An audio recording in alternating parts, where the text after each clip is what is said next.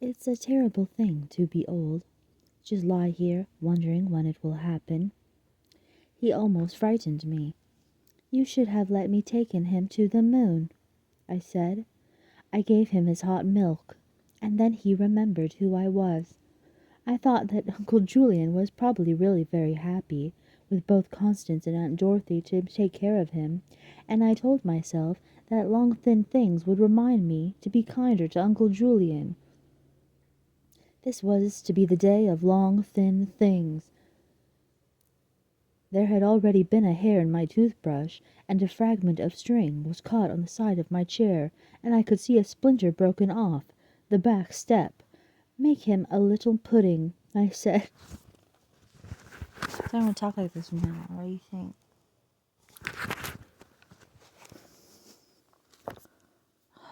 Good morning.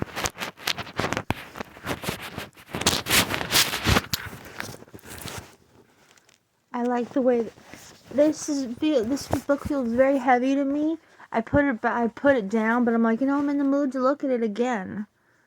But the girl talks in such a whimsical way that it makes up for the heaviness of the atmosphere, because she's just cute. It's a long thin things day. There's a hair in my toothbrush. I'm gonna go to the moon on a little horse. She buries things in the dirt. She nails a book to the tree. And so I think she talks and thinks in more cute.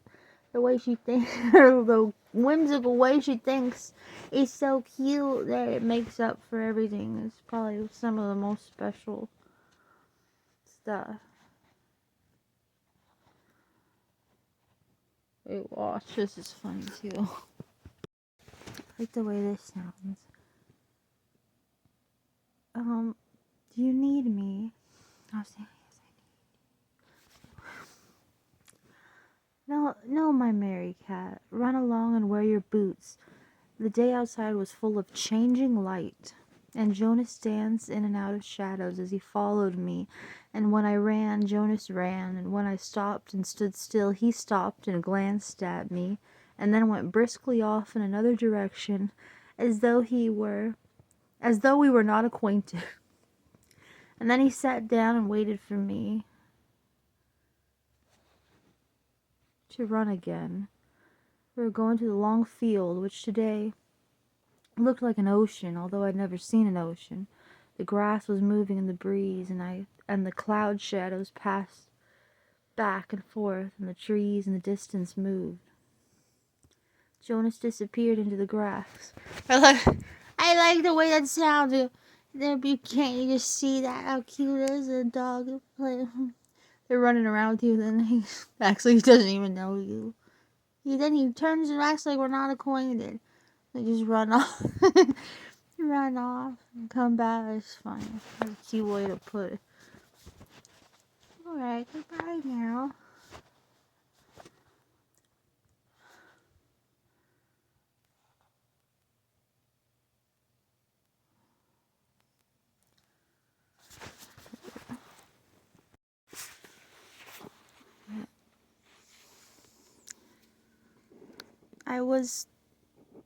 I found a very bad omen. One of the worst. Should I tell you that? You like it? One of the worst.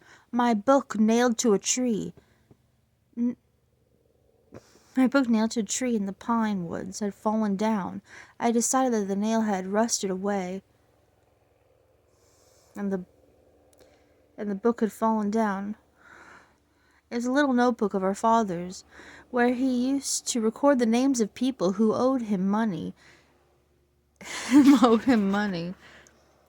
people who owed him money, and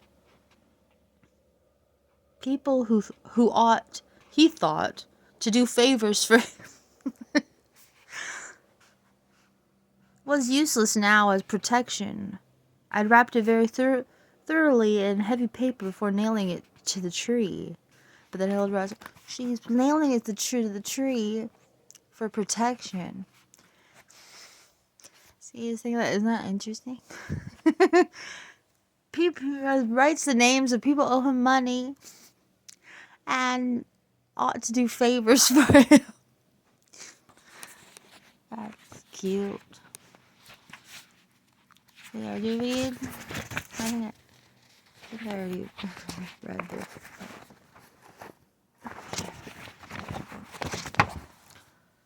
I'll read it again. On Sunday mornings, I examined my safecards, the box of silver dollars I had buried by the creek, the doll buried in the long field, the book nailed to the tree, and the pine woods. So long as they were where I had put them, nothing could get in to harm us. I had always buried things, even when I was small. I remember that once I quartered the long field and buried something in each quarter to make the grass grow higher. As I buried 6 blue marbles in the creek bed to make the river beyond run dry. Here is a treasure for you to bury, Constant. Constant used to say to me when I was small, giving me a penny or a bright ribbon. I had buried all my baby teeth as they came out, one by one, and perhaps some day they would grow as dragons. Isn't that cute? All our land was enriched with my treasures buried in it, thickly inhabited just below the surface with my marbles and my teeth and my colored stones, all perhaps turned to jewels by now, held together under the ground, a powerful taut web which never loosened but held fast to guard us. I've read this before. I don't know if I uploaded it though. On Tuesday and Fridays, I went to the village, and on Thursday, which was my most powerful day, I went into the big attic and dressed in their clothes. Tuesday is the most powerful day. Don't you love that cover?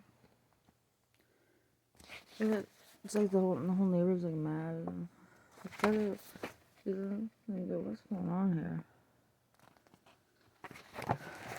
What's happening?